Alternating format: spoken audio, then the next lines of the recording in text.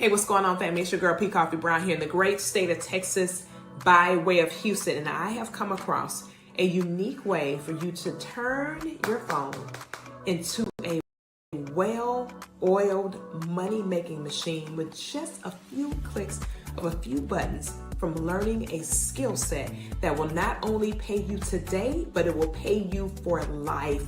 If you want to know more information about how you can participate in our community and start learning today and earning while you're learning, you can literally take 1 to 2 hours a day to eliminate the 8 to 10 hours you're giving to somebody else. Listen, hit me up. Let me know you're open and interested. I'd love to share with you what we're doing and how it can be a blessing to you and your family. Do not wait. Start making this thing pay you. Let the phone pay for itself, family. Love you guys. Enjoy the balance of the day. Peace. And don't forget, comment TNT. Peace.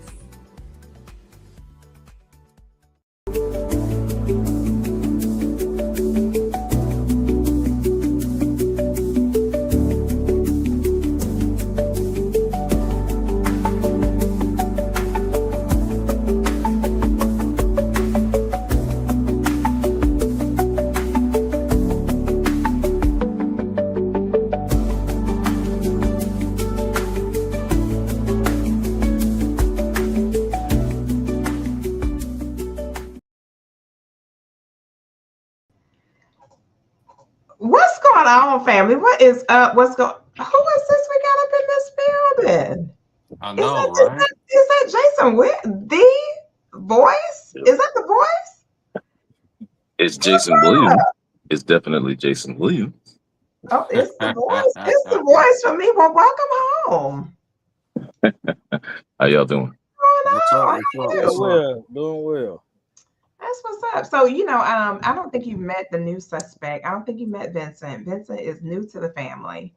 But he actually wrote on one of the projects, the Boss's Beards and Business project with us.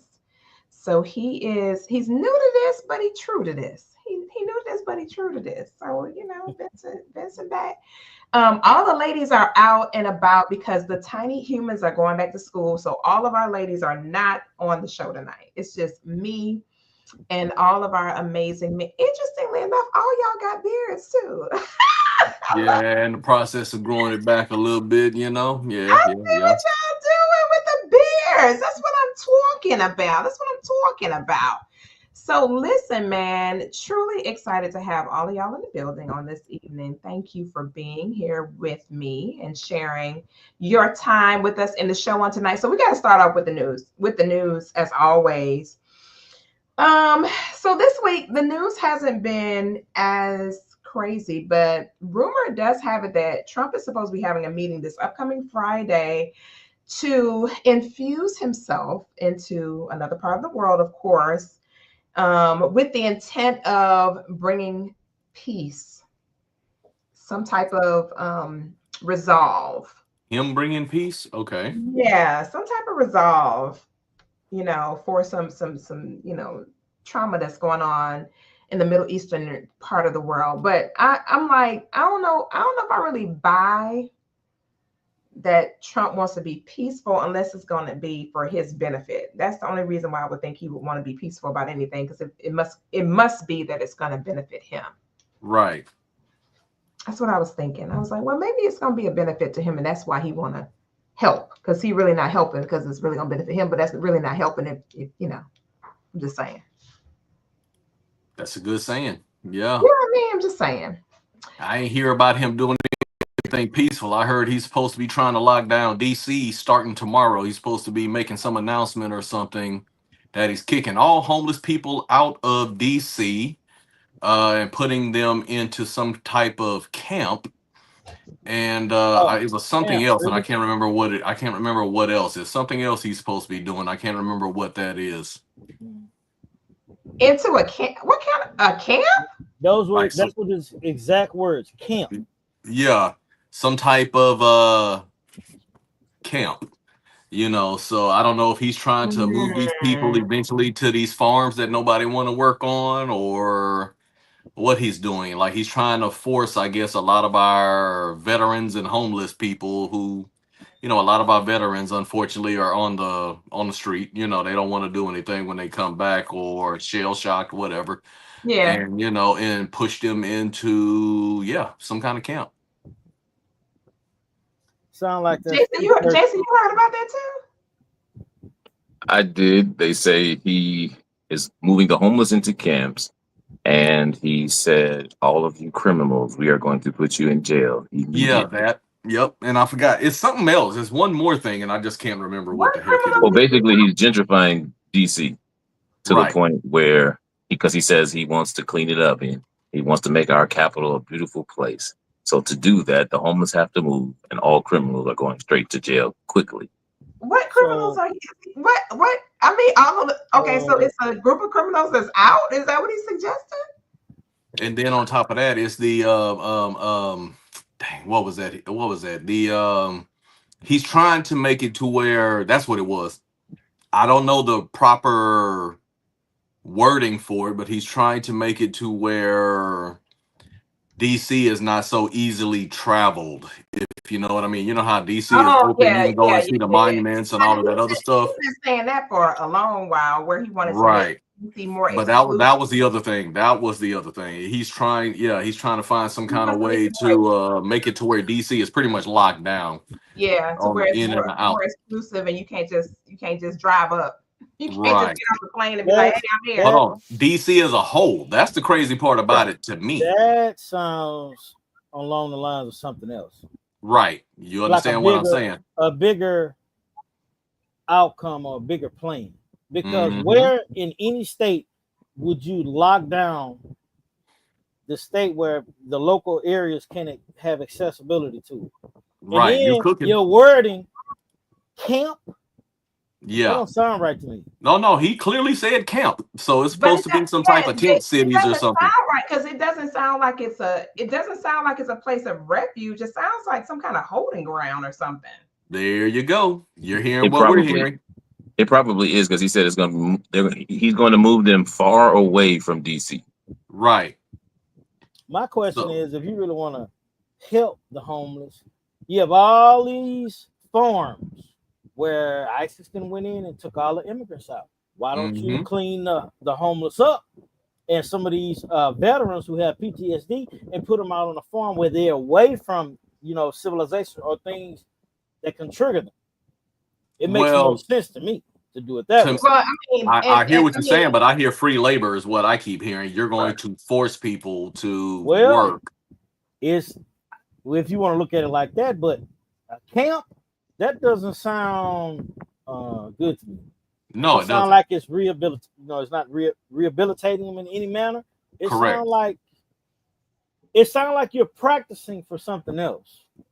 So let me ask you Slavery. this. Let me and ask you I'm this. trying to Slavery. understand, Yeah, where are they going from there? Is what my brain is yeah, like. Where are they going from there, and yeah. what's going to be what are go?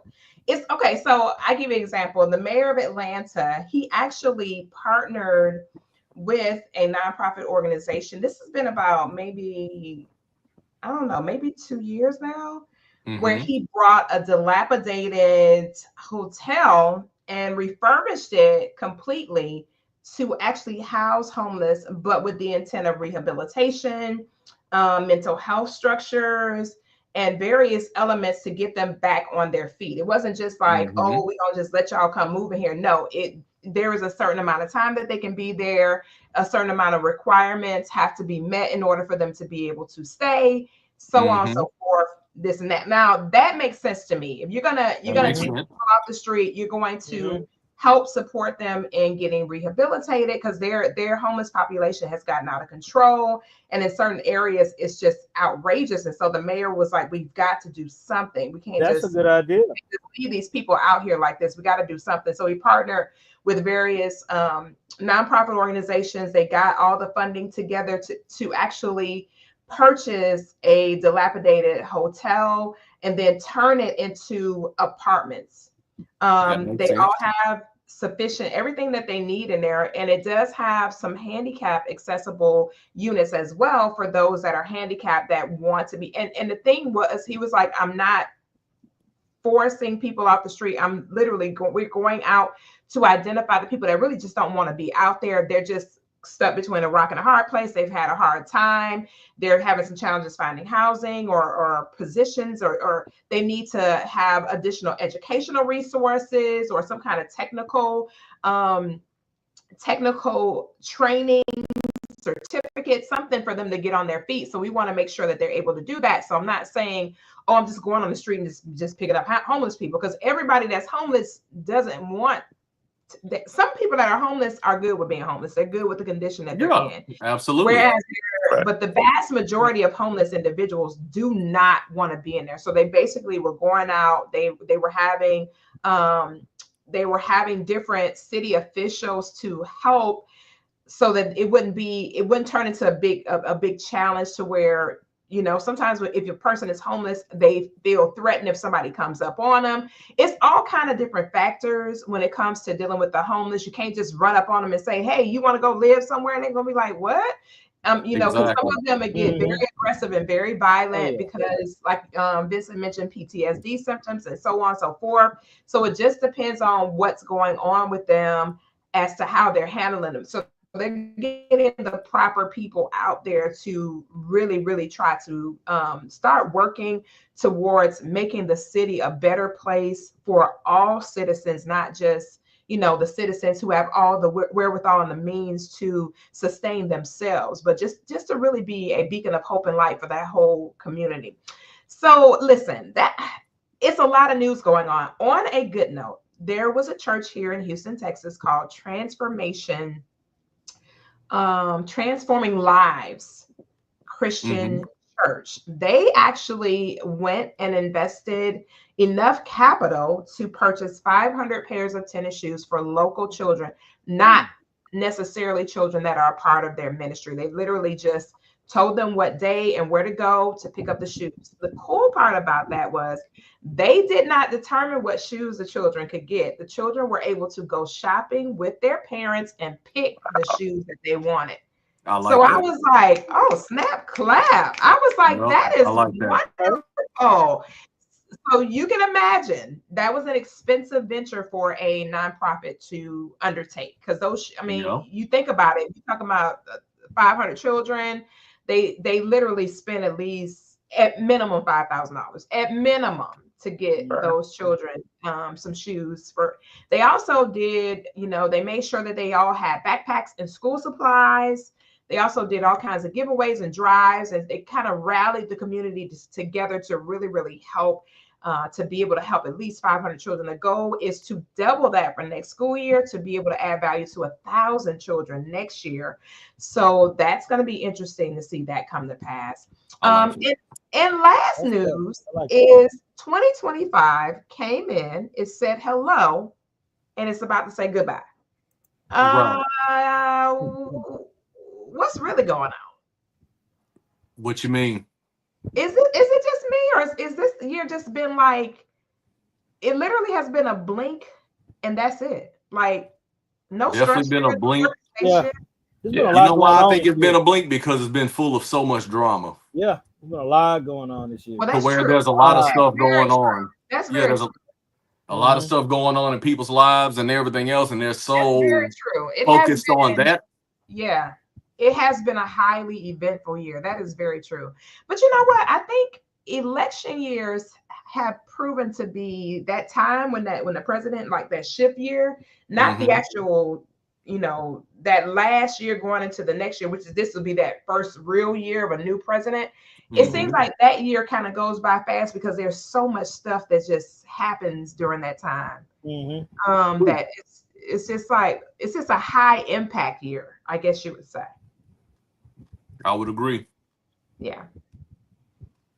But it has gone real fast. I mean, it's basically been a blink. And I think it's been a blink because our focus as Americans has been on so much of the crap that's been going on that comes out daily, weekly, etc. To where we can't help but focus on that and our immediate families because of what's going on. And because of that, everything else is kind of skirted. You know, everything has moved real fast to where it just hasn't been a focus, right? By any means. It has not. So let's get into our topic for tonight. You know, we always start out with the news. We welcome Right, Jason right. Williams back to the family. We hadn't had him with us since the hot seat days. And Jason Thibodeau was like, Jason wants a sequel of the hot seat, but we'll talk about that another day. We're going to just talk about that a whole nother day because Jason is ready to get it in, okay? If any of you guys know about the 9 seasons that we had the hot seat, Jason used to be like, look, let's get to it. We're gonna say what we gotta say. That's my boy. Give it Do. up for the Jasons, baby. All day, every You day. know, hey, come on, Yes, Jay. it You know, me and you will be the main ones to get it popping. What's up, baby? every single We get time. it popping. Used to right here when we used to have the hot seat days, they would truly get it popping. But the P Coffee Brown show is a little bit more politically correct, if you will. A little She bit put her disclaimer lighter. out there. You heard that? She put her Right. disclaimer out. Yes, a Right. little A bit little bit. more, just Just a tiny bit, just a a tiny bit smidge. more conservative, if you will, kind of like in my Oprah stance, if you will, you know. But listen, if you really want to see the world change, how does that really happen? I was talking about a group of individuals earlier in the segment that were blessed with a bunch of shoes, and those individuals are going to be the major impactors and influencers of the next 20 to 80, 100 years. I don't know, however long that generation gets the opportunity to exist here on this planet, which means that in order for us to make certain that the things that we want to see happen in the world happen, we've got to brace ourselves to be the influencers and impactors for those influencers and impactors, if that makes sense. Which means that the greatest thing that we would see happen is that we help them to become what it is that we want to see happen in the world in the future. So we talked about this a few weeks ago. We did part 1, and now we're doing part 2 of the reality check. Is that leadership does not start in the boardroom, it starts in the living room. We're doing a Right. series about parenting and family that I think is very, very important for the time that we're in. A lot of children have returned to school as starting in July this year, as opposed to August. We've had some school districts that actually opened in July here in 2025 with the intent of kind of broadening the scope to have school year round. So we're seeing that become a new norm around the nation in regards to that. Another thing that's going to impact the children this year is the fact that there will no longer be free lunch given to children. Children will have to have accommodations and means to be able to purchase food. Now, I have been in touch with some educators, and they're talking about different strategies and things that they're going to have to do in order to make certain that all the children are able to eat. Now, reduced pricing will still be available, but free will no longer exist. However, some districts are still looking at ways to be able to accommodate children who do not have the financial means to be able to purchase food, which I am excited about. And it's just unfortunate and sad, but at the same time, it is what it is. You know, when lawmakers come in and they make decisions, we have to adapt, adjust, and just keep it moving from there. Mhm. Whatever we have to do as community to be able to make sure that the children are taken care of. When I think about community, I think about the living room again. When it comes to family, the real leadership starts in the living room. We talked about several aspects of what that would look like, but I want to talk about it from the perspective of community. When it comes to our children having a actual village, what does village look like nowadays? I'm gonna start with Jason Williams. When you think about village, when you think about community now, we have to think about it from a whole different perspective. It's not the way that it was in our yesteryears, where all of us being medium young, we had a different understanding of community. Basically, if P Coffee was doing something P Coffee had no business, Bill, Jack, Jan, Jason Williams, Vincent, Jason Thibodeau, everybody was going to make sure that P Coffee's parents knew exactly what she was doing so that they could correct that behavior and make sure that P Coffee would have been all right. But If they now, didn't get you themselves. right, nowadays in certain areas, we can no longer do that, you know. So you what cannot. does community look like now? We'll start with Jason Williams. And how can we create that culture or a culture that would forge that type of relationship to come back possibly? Hold on, let me get him set up. Hey man, go and get it popping. Hot seat time. Let's No, go. sir. No, sir. No, sir. I'm messing with you. I'm No, messing. sir. I'm messing. I think community is different mainly because of the digital age. Mhm. Social media has made all of us a little less social. That's number one. Number two, trying to live up to societal norms of, um, I guess, I don't want to sound old, but I am. It's these new parents are different. He said, I don't want to Yeah. sound old, but I am. They're Hey definitely different. man, yeah, yes they are. Very different. These young parents are different, man. Because if you say anything about their kids, they just like, who you talking to? And then you Yeah. realize where the kid get it from. So that's another thing. You got a lot of young kids having kids that don't really understand the necessity of village. They think, it's my child. I can do what I want to do. I can say what I want to say. I can do it. I don't need your opinion to help me. I think the times have changed where grandma and grandpa told, the grandchildren how to be adults. I think parents, well, like I said, some of these younger parents nowadays don't know, or they weren't trained on being adult. They were raised in some different type of households. But even still, because single parenthood has been around forever. Correct. It's just Yes. a different mindset nowadays, and it's Mhm. hard. So the village today has to be superbly intentional. You have to think about, somebody's mom has to say, "No, I'm stepping in," to the Mhm. child, Mm-hmm. and the child has to respect enough of the parent to accept some of the things that happen. Community, like for me personally, I have a circle of friends that have kids. My kids are grown. My baby is 26, so I'm not in that era anymore. Um, but I have a Tell circle God of thank friends. you. Tell Uh, God. Tell God thank you. Amen. Praise the Lord. I'm trying to tell you, it's a wonderful feeling. But I do have friends that have kids, and our group, we can say whatever we need to the kid Mhm. because we Mm-hmm. understand if I say something to your child, I'm not trying to hurt them. Mm-hmm. I'm not trying to treat them badly. I'm just trying to help direct them just like you would. Mhm. Mm-hmm. But that has to come with relationship. But like I said, because we are, if I go back to what I started with, because we are so antisocial, we don't have Mm-hmm. these kids don't have that type of relationship with folks anymore. Mm-hmm. Their True. relationship is texting. They don't know people. They know what people present on Facebook, what they present on IG, Snapchat, all of that stuff. They know what people present, but they don't know people. And if Mhm. we get back to really having relationships with people, then the village comes back. Because now, okay, I see, I trust you. You can say whatever you want to my kids. I trust you. If you see them out there, you let me know. You Mhm. can, back in the day, you didn't have to trust them. If an adult came to my parents' house and said I did something, trust me, I got whether I did it or not. My Lord. Yeah. Because an Yeah, adult that's how I was said I raised. did Yep. something. Adult said something, so you Right. out of line about something. Yep. Yeah. By default. Now Right. I If it was a misinterpretation or not, they didn't care. he said misinterpretation or not. You know, Because I Yeah. will say this in my community is still quite traditional.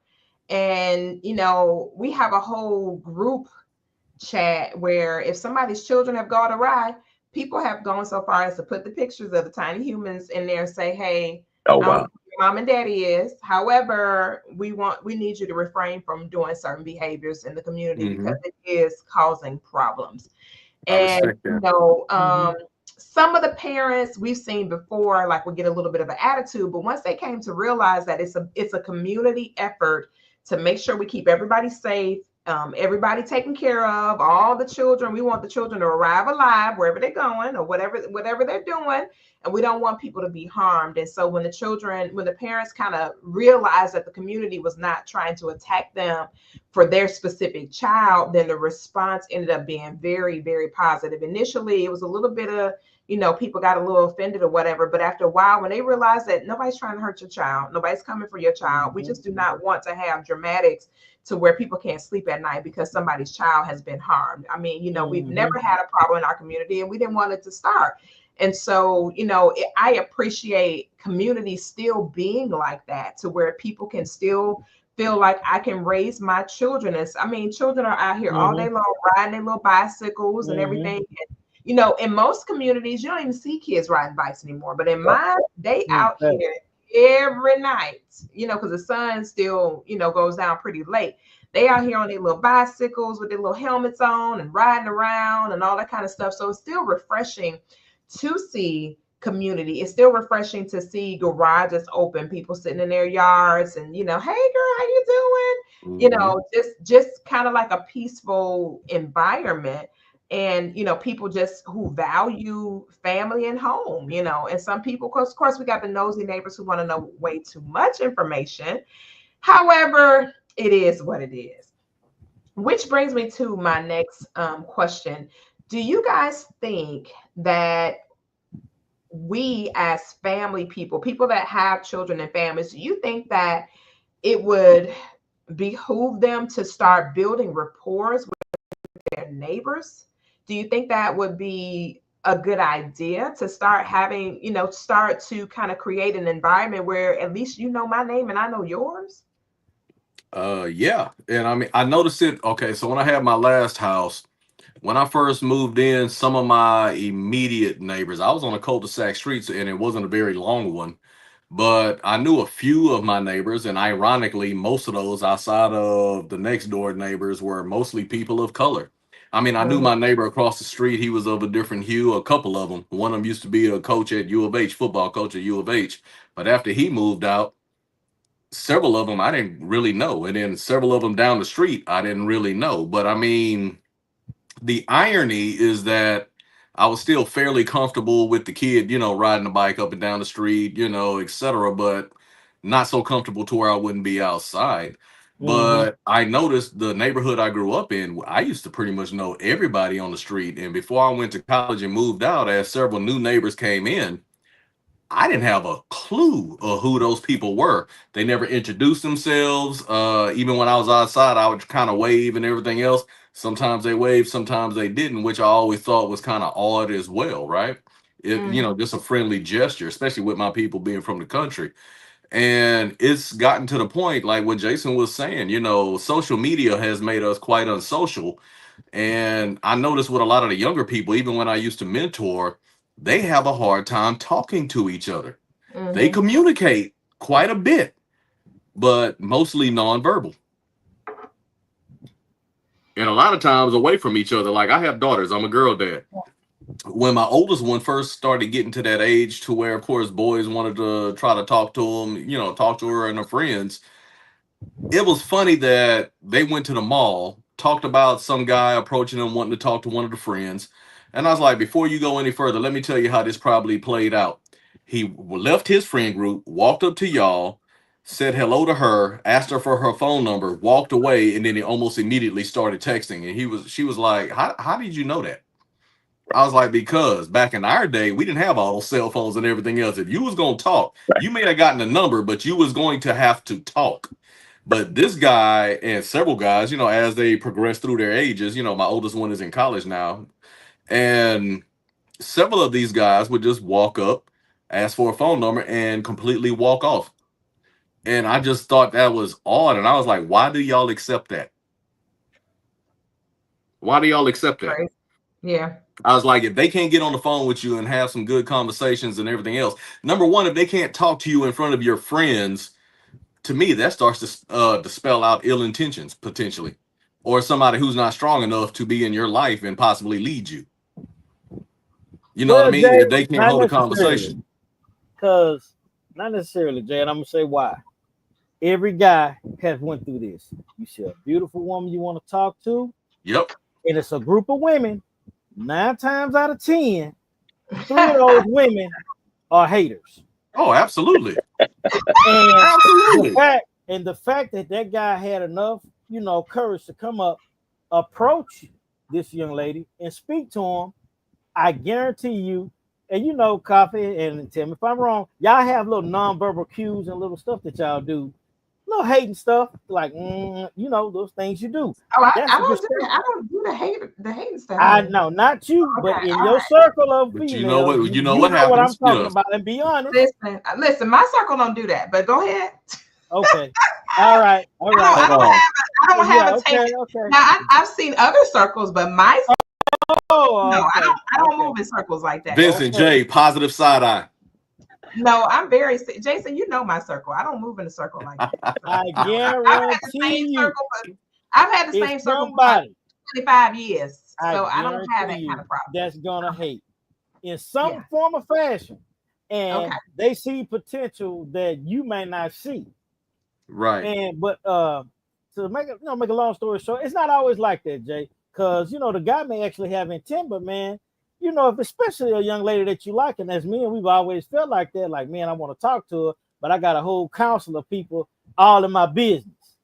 Right. So, but I mean, you can still ask for her. Hey, can I talk to you for a second? But you would still ask for a number. But guess what happens? Hey, you pull them to the side. First off, you're gonna have somebody. No, and you may just want to let it be more. But you said just what I said.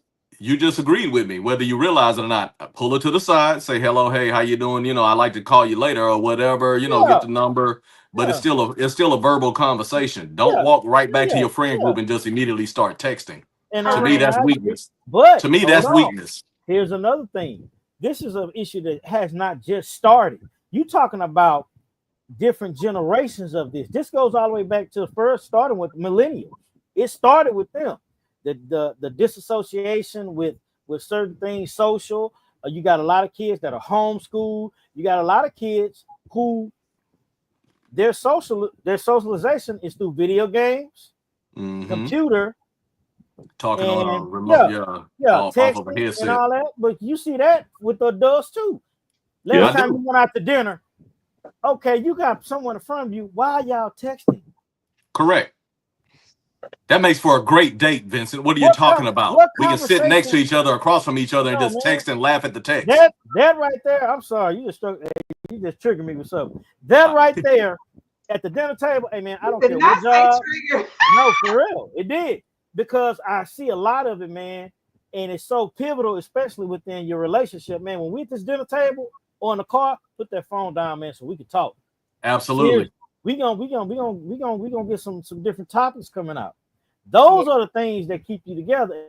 And what's crazy, the benefit of it is kids see the socialization. How am I? And we talked about this before, Jason. Remember this? How are men gonna know how to disagree in a safe space? And young men see it if you've never seen them interact with the mom or dad or girlfriend, or know how it works. Even on a job. You got people that on your job, they can sit and, man, they'll send you a dissertation in a text or email. You talk to them in front, they can't even talk. Like, man, what's going on? Walk right back to their office and send you another darn email. Very true. Now you guys have gone off into your tangent, and you're done with your tangent. It's not a tangent. I ain't done yet. I still got a little more. And I'll be done. Okay, all right, Koffe. How about this? How many times you send an email and the person call you, act like you just really just poured salt in their coffee? They read the whole context like it was an intimate conversation in your email. I didn't appreciate this. And you were just saying general things or points that you wanted to discuss or had concerns with. They act like you hurt their feelings. Well, I don't know what that has to do with the leading the children, the leadership beginning at home. Because it trickles down to the children. It trickles down. Maybe it started where their parents didn't do something for them, and then it showed up in the email. It trickles down. Hey, man. You'd be surprised, man. Yeah. If the parents can't talk, you can't expect the kids to talk. If the parents don't talk to the kids. That earlier. And you can Well, typically really, tell when the parents don't talk to the kids by how they interact with each other. yeah. I mean, like I got a buddy who started DJing and he ended up picking up a gig and he was hired to DJ for the younger folks while one of his other buddies was DJing for the grown-ups. And he brought his daughter with him, which was around the age of some of these younger folks, because he was like, I'm not 100% sure what to play. And I was like, that's actually a good player move. That was a good move. Yeah. But he said and it's something I've noticed, they didn't hardly interact with each other or dance with each other until he started playing a bunch of line dances. Then they all went out there, but you still don't have to interact when you're doing a line dance. So you see what I'm saying? Everybody's just moving in the same direction and kind of smiling at each other. But back in the day, we went and actually danced with the young lady. We actually, whether it was a fast song or a slow song, we danced with that person because we was interested in that person. Hell, there was times I've gone to the club and I think I during there danced with half the women in there just to have a good time. Didn't try to flirt, just had a good darn time, right? He was a hot boy. So anyway, next question. But I'm just saying they're not interacting with each other. But I mean, I just imagine that's coming from the house. Well, you got to understand so too. We had songs that actually told you how to interact with a female. There you go. It gave the whole spiel on what you had to say, what you had to do, even if you did not have a mentor, whether it's a female or male. The song, right? Everything that you had to do. Now, the stuff that they listen to, it also creates a space of disassociation. Yeah, it does. So it ain't just it trickles down, Koffe. It's a lot. It's a lot more other factors. So our tangent was with purpose, Koffe. Yes, evidently, and you still tangenting right now. Hey, Jason, get her. You're still in the tangent right now. Hey man, we just spitting facts, man. So I get what y'all are saying for sure. Don't get me wrong. I definitely get it. But I have a question. I do have a question. How do we balance modeling leadership with allowing our children to develop their own identity? Jason, you started off talking about the communication and, how the young man walked up to the young lady and got the number, then walked over and started texting, from afar off. But how do we help our children to develop their own identity without us being intrusive in that we're trying to force them to be exactly like us? I mean, we have to. Oh, I'm sorry. Ahead, no. Go ahead, Jay. No, it's for Jason. I should have said Jason Williams because Jason Thibodeau, you're in timeout right now. Yes, ma'am. So I'm in timeout too. I'm just playing. Oh, okay. You ain't playing, guys. So No, all those watching it, she's not playing. That means I'm in timeout too. That was her sweet way of saying. Yes, absolutely. I'll say like this. I literally had a conversation with a young person yesterday, and I said, "Look, I will always be honest with you. You can come to me and we can talk about anything." I said, "But the one thing I'm going to do is I'm going to tell you, if you go down this path, this is what's going to happen.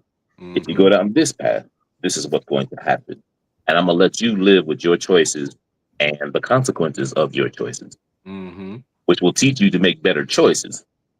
Because if as a parent, we have to, which is hard, especially when they get to a certain age, because as a young child, your job is to make sure you tell them which way to go. But after a certain age, you have to give them the ability to make the right choices. And you have to be able to say, okay, I'm going to pull the reins off of you just a little bit, but I'm going to tell you, like I said, if you go this way, this is what's going to happen. If you go that way, this is going to happen. And then I have to let you live with the consequences of your choices, whether good or bad. Because at the end of the day, you have to learn. Because at some point, as a parent, you're not going to be there. You're not going to be able to make those choices. So you have to give them the ability to be confident to make good choices, whether they're a good child or not. My son specifically, ever since he was little, he's made good choices, but he's always been led. So after high school, it was, if this is what you want to do, go ahead. Huh? Yeah. If this is what you want to do, go ahead. You sure that's what you want to do? Because if you do this or if you do that, this is what's going to happen. But if that's the choice you want to make, go for it. But if it was me, I would do this. and say, up to you. Mm-hmm. Because at the end of the day, like I said, if you have to bump your head 1,000 times, I'm gonna let you bump your head. I'm gonna be here. So when you hit your head against that wall, I'm gonna say, hey, come on, I got you. We're gonna do better next time. But to let you make those mistakes, because sometimes for some of us, we don't learn from other people's journey. We learn from mistakes. That's effective parenting. Facts. So Vincent, we're gonna go to you before we go back to the troublemaker who started. Oh man, I'm so glad. That means that even though you're a troublemaker too. You're co-trouble. No, oh, okay. Hey, so I'm the co-conspirator. Okay. Co-conspirator. I'll take that. Okay. So what daily habits or routines have you found that help to instill confidence and purpose in your children?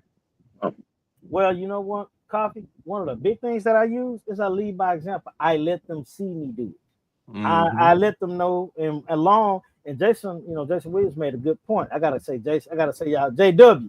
Yeah, JW. Right, there you go. There you go. You good with that? JW had a good or you point. can say Jason Troublemaker. Then for Jason. Yeah, JT. Okay. That's still JT. JT. And Jason said it more eloquently. I'm gonna go straight to the facts. As a parent, you have to know how to what I call carefully, not manipulate, but carefully guide your kids. Right. See, Jason said something. His son has been led, so he got to a point where he was old enough. He still want him to go in this direction, but what he does is pull the reins back. He like, well, hold on, Daddy ain't do his usual thing. But in actuality, on the backside, he's gonna do it, but his approach changed. See, that's parent game. That's what parents do. Right. And it's funny that you said that. I let my son see it, but I also tell him why I'm doing this. Right. And what my choice, not that it's their choice, like Dad wouldn't do it this way because this is gonna happen. This is why I'm not gonna do it. So when it's something that they want to do, and it also is a part that plays in that is knowing your child. Like really knowing them, like not just knowing that this is your child, knowing what their pros and cons is, knowing what their strengths are, and also knowing how they learn. That plays a big factor in that. Definitely.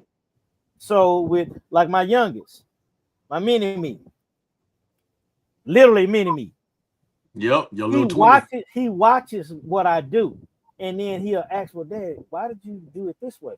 Well, son, this is why, because these are the reasons. Oh, okay, Dad. And he goes with it. So he's similar to JW's son. So when I do the opposite, he automatically knows, okay, Dad doesn't approve of that. So this is how I should do it. Whereas my oldest, Dylan, is totally different. I sit and I would tell Dylan this, he'll agree with me, and then he do something totally different because that's that preteen. Like, I know I'm invincible. You're old. He used to call me a boomer. That's what he called me because I'm old. Oh dang! Yeah, you're not a boomer. And then when something would happen, he'll come back, tell Tuck, well, Dad, remember we was talking about that? How would you do that? Oh, now you want to come talk to the boomer. So he's more of a hands-on bump my head, whereas my youngest one, he like, you know what, Dad ain't do it this way. I'm not. Whereas my bonus son, JoJo, he different. He quiet. He gonna figure it out himself. Then when I have a conversation, I talk to him and tell him why. He's all ears. But if I don't say nothing about it, he's gonna come to his own consensus and he's gonna approach it how he want to do it, whether it's good or bad. But that takes time with building relationships and knowing, and that's just like even with people. If you like with leading as a leader, you take time to know who you are. Koffe does that with us, doesn't she, JT and JW? She spends time with us. She socializes. Yeah. See, you don't think people pay attention to you, Koffe. Yeah. Thank you so much, Vincent. It's very true. But you called me a co-conspirator, but yet I just gave you your roses. Ain't that something? It's the truth, though. TV world, see how she do me? It's the truth. You co-conspire with Jason. Oh, okay. Okay. So, to answer your question, man, it's leading by example, man, which is very, very important. I like that. Now, for myself, sometimes pulling the reins back can be hard sometimes, especially when you love your kids so much or you love someone, Right. and just sitting back waiting on what outcome, that it can be a lot sometimes. Yeah, that's very true. It's very, very, very hard. And sometimes I used to question, like, how did my parents do that, man, letting us go out like that, man? And I see why, you know, it's difficult being a parent. It really is. Very much so. It's a whole lot of work. Jason Thibodeau, so let me ask you a question. How can parents teach their children how to let me not ask you that question. Don't be scared. How can parents create a home environment that would encourage leadership without a child feeling pressured? Very good question.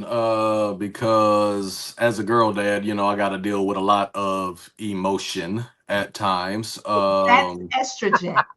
Yeah, absolutely. Still emotions.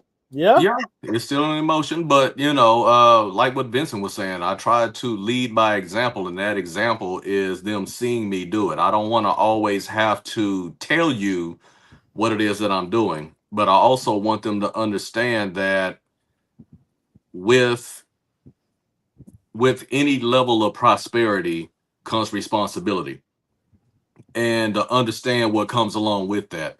So there are going to be times where you're going to want me to be there and I'm going to end up having to miss, but it's not because I want to, it's not because I'm being sorry or lazy or anything else.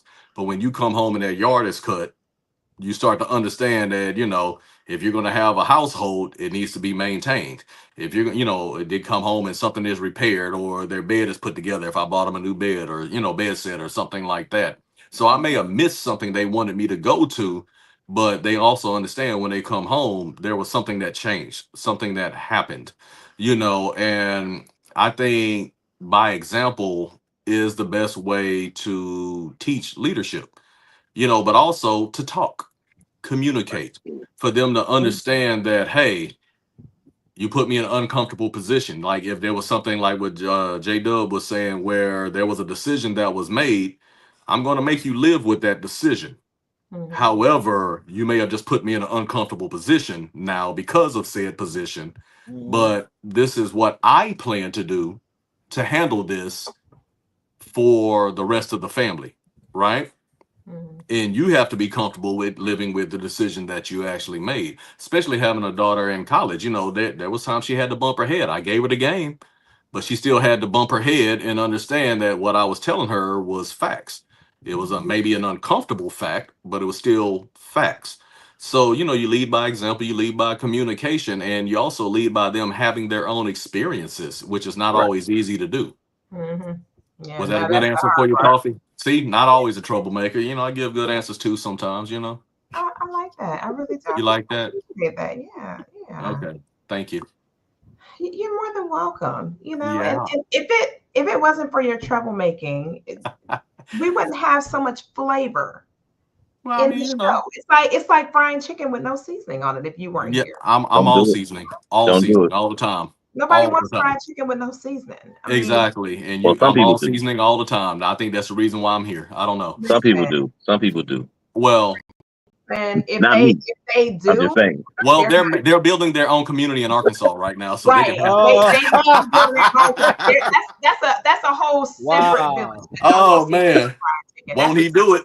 Because I done seen all hues at churches, okay, and Popeyes. Thank you. All hues have gone to churches. Popeyes. Nobody is exempt, okay? Nah, well, hold on. I done seen Bentleys and Pintos at Popeyes, okay? You can't KFC too now. You can't don't leave them out. Oh, I forgot about KFC. My bad. I don't eat none of that stuff, but okay. So Jason Williams. Yeah. How do you help children discover their unique purpose or calling? What tools do you embrace to help them discover their purpose or their calling?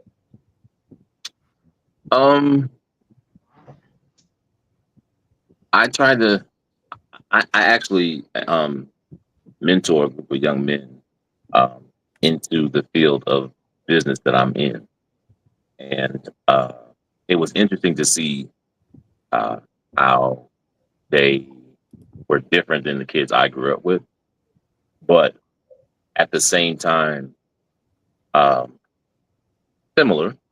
But they just kids today, or the kids that let me just say this: the 4 young men that or 5, I'm sorry, 5 young men that I had to deal with I was meeting with them once a week from January of this year till June, till mid-June. And with that, I learned them as to see the type of persons they were. One was a true creative, because he was into fashion, he was into football, he was into track. He was just one of those guys. He would like literally make his own clothes. Dude was off the hook. He was making clothes for other people. He would put art on their clothes and things like that, on their jeans and things like that. There was another one that was into music. So what I did was I paid attention.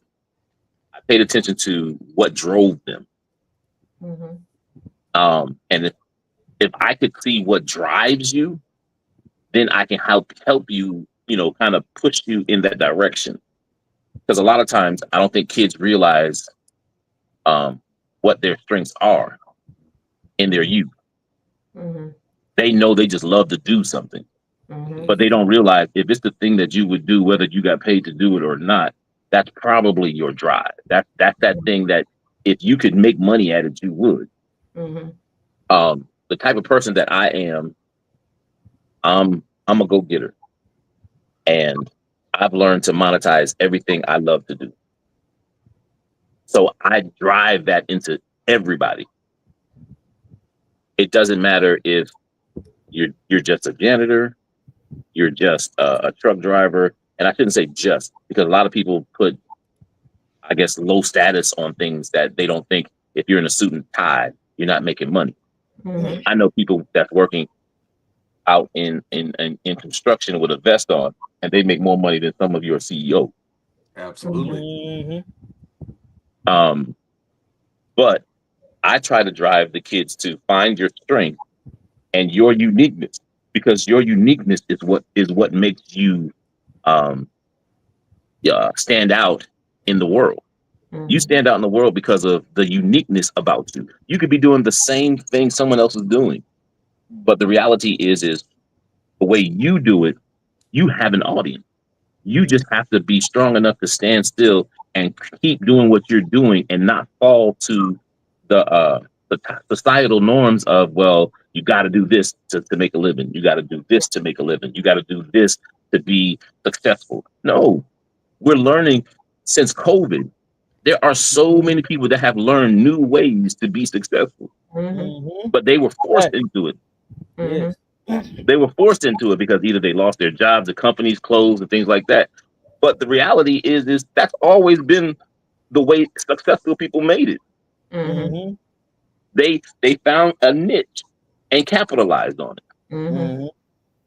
And when you when you're dealing with these kids, you gotta, well, let me back up. When you're dealing with these young people, you have to instill the strength, because sometimes they don't get it at home. Or at least for me. If you're not teaching your kids this, someone has to teach them your uniqueness is not a bad thing. Be who you are. Strengthen who you are. Be confident in what you want to do. Because at the end of the day, if you love what you do, somebody will pay you for it. Very true. If it's cutting grass and you are the best grass cutter out there, somebody's going to pay you to do that, and pay you a lot because you do it well. Yeah, absolutely. that's very true. Pay for knowledge and service. Right. Yeah, very true. Very, very true. Well, you know what? Can y'all believe it's already been an hour already? Yeah, man. Time flies when you're having fun. Oh yeah. It does, and I really enjoyed you guys. You know, I said to Jason and Vincent were co-conspirating, but I enjoyed the co-conspiracy. You know, what would we do without co-conspiracy? There's a method behind our madness, in my You just opinion. said You it, know, man. It's the flavor. Oh, I It's the know. flavor. We need the co-conspiracy. We need the flavor. It's the seasoning. and the other Jason, I mean, he put the finishing touches on it. Yeah, he did it so eloquently. I mean, we shouldn't even say nothing after that. You know what I mean? Like, you know, what is there to say after that? No, but seriously, you know, it's really wonderful to hear dads, fathers, mentors, leaders actually talk about the process that they had to take. Because, you know, more often than not, we as moms, we always can tell you, honey, I know little Billy gonna do little Jack. But when you hear the men talk about it, it's a different feel. You can feel a difference in how you guys see the children that you have been graced with and blessed to be able to procreate and mentor and lead and be compasses and guide them. It's totally different. I love how Vincent always shares about his younger and his older son, and I just absolutely, the little man is that's my little buddy. And he truly is like the same person, just trapped in a different body than Big Vincent. Mm-hmm. That little boy truly is, yeah, he is truly that you can tell that he just is like almost like a replica of you. He is that mini me.